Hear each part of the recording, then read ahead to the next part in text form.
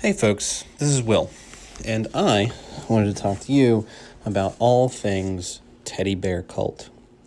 Now, if you're unfamiliar with this particular faction of the Sequoia Waste, this should get you up to date with everything that is going on with them. Now, the story of the teddy bear cult has been going on for several years now.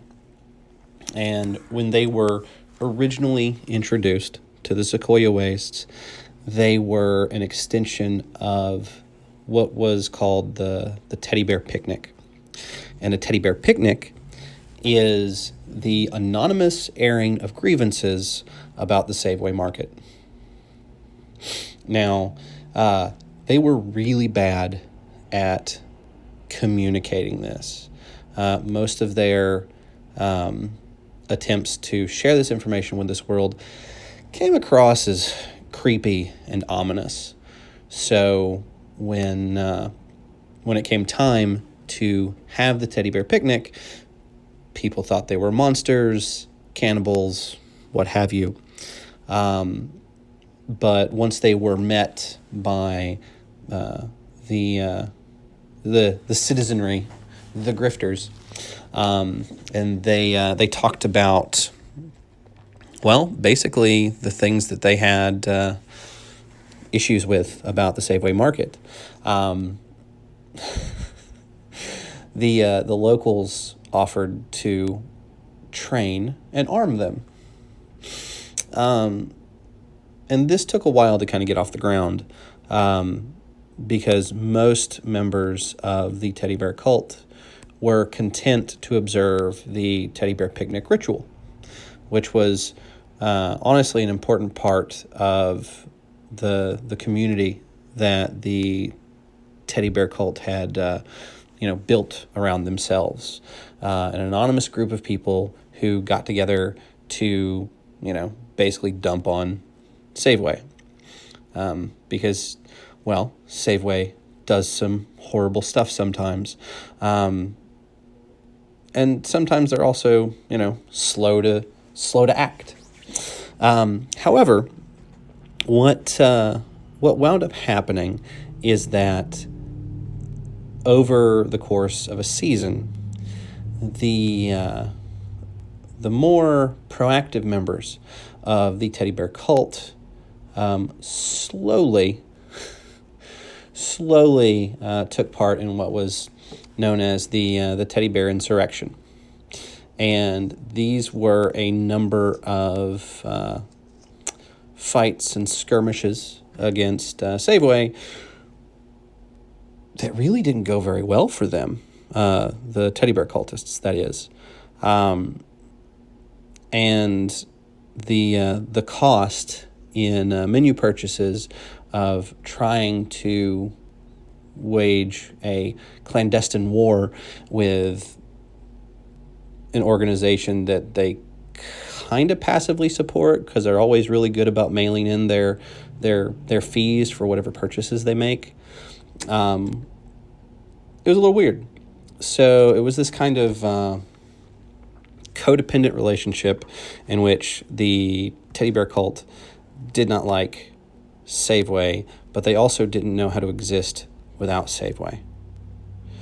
And following the failure of the teddy bear insurrection, there was basically most of them got quiet and returned to the tradition of the teddy bear picnic. Once a year gathering of the individuals who like to complain about Safeway. And, now that it's still a thing that happens. The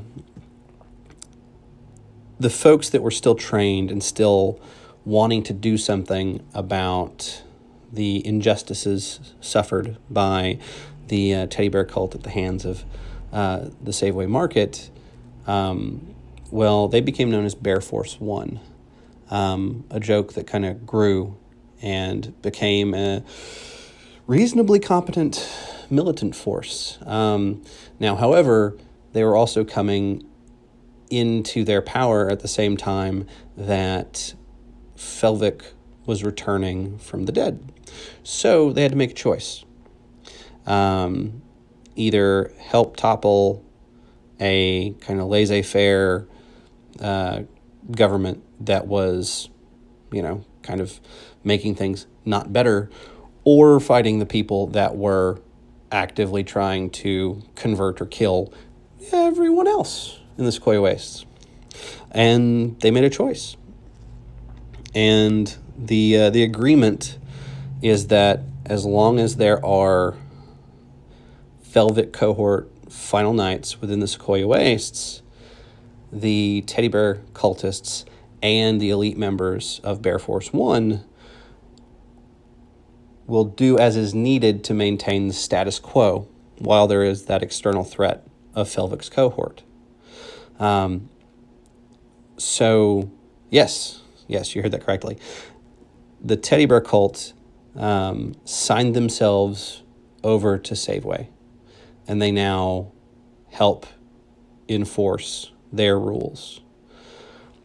Most of them are okay with this. They still complain about Saveway all the time, but they are adamant in their agreement. Some individuals may be able to be peeled away one way or the other, but this is definitely something that is an active situation that could go further one way or the other, depending upon the choices that our player characters make. So at this moment in this story, the teddy bear cult is an agent and extension of the Saveway market. If you got any questions about this, you want anything clarified, send us a message, leave a comment, whatever. Thanks so much, and happy apocalypse times.